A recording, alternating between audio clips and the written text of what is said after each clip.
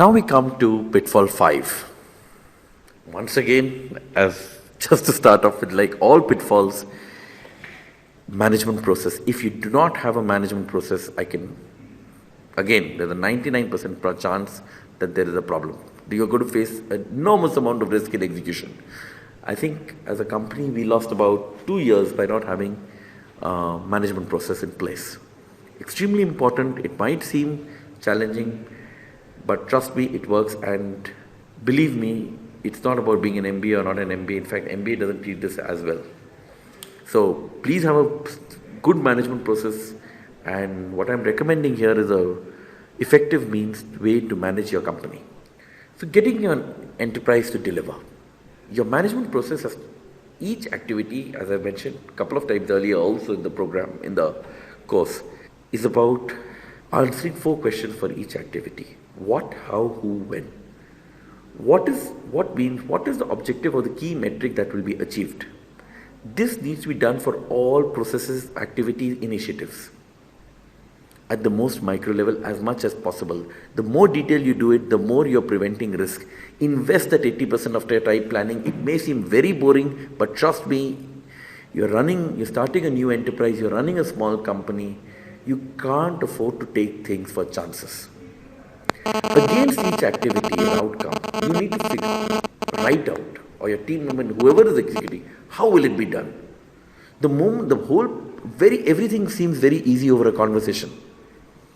But when one really comes down to writing down how will it be done, for example, if I want to go from increase sales by $10, there are n number of ways of making it happen.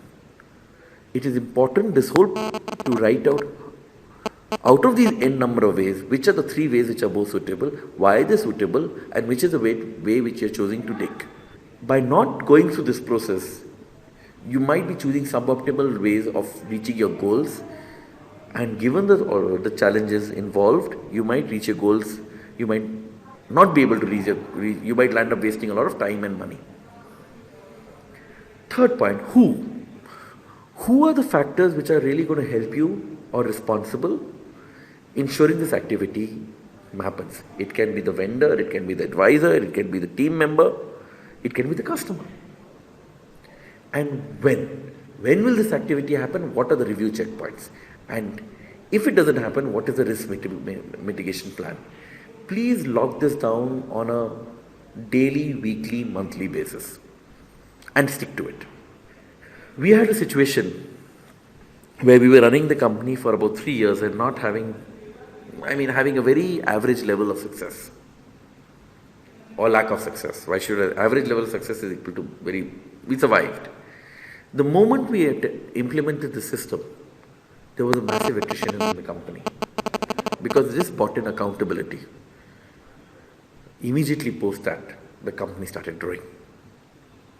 So this will really help you look at your whole company just like a microscope. You will understand a couple of things. You will understand strategically whether you are in the right direction towards your long-term goals. Tactically, whether you are in the right direction towards your goal. You will understand who's thinking how much, who's really contributing to helping the company reach their goals or not helping the company reach their goals. How are they contributing? Who's coming up with ideas? Who's not coming up with ideas? Who's thinking through? Who's not thinking through? Who's exposing the company to risk and who's not exposing the company to risk? And are you moving at a pace which is fast enough to reach your goals? Now you've implemented the system.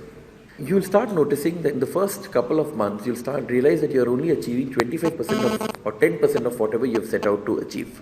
You need to do a deep dive and identify why are you not achieving these objectives? And in my experience, the first person why objectives have not been met is you yourself.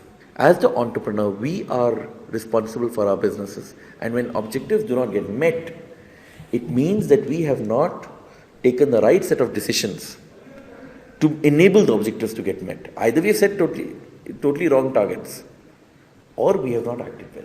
So first level of introspection, and this you can do it on your own or with one of your advisors. Second break point is the top team. There will be naysayers, everybody will be pulling on its different direction. That is the time you need to ask. If the top team was not aligned to you, then why did they agree on the plan in the first case at the end, in the beginning of the month itself? Because the plan has to be made transparent to everybody, and if everybody is agreed to that plan, then they have to deliver to that plan.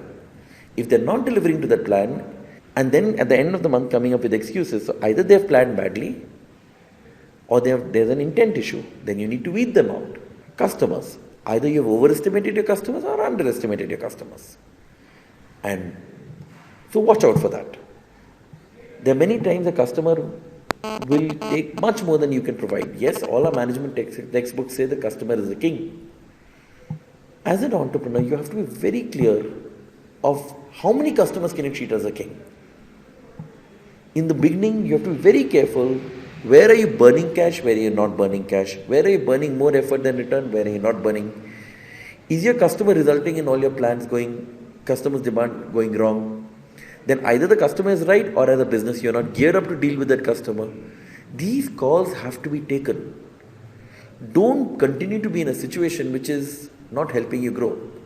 We have been caught up in customer situations where the customer was excessively demanding, and we lost a lot of effort, time, resources trying to service the customer, and at the end of the day we realized that the customer was not strategic to our long-term goals. We dropped the customer. The day we dropped the customer, we grew. Then there are basically prima donnas, which is the hotshots who believe that they know it all. Be careful. It's all about teamwork. It's all about collective growth. Do not allow a single person, one person, to run the agenda.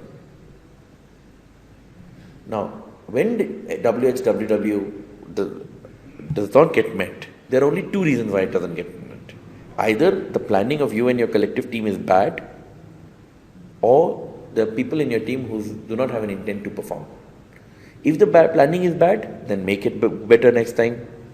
But if the planning has been good and there's been an intent issue, you need to immediately weed out, otherwise you're a goner. What are the early warning indicators that something is going wrong in your management process? The first one, as I mentioned, is you. You need to have the guts to fight the right set of battles. You need to have what if you believe is right, you need to take a stand and follow it through. Customers, be careful of being on demand, available, and extra work without payment. That is a killer. As a startup, many large organizations expect you to do an arm and a leg. Don't do that. And some of your top team members who decide that they will not follow the plan. These are killers to your growth and your journey. Be careful that if you can address this red light, which is red big spot which I've put in the PowerPoint, will become a green spot, and you're going to move ahead. As always, please feel free to reach out to me in case you need to discuss anything further.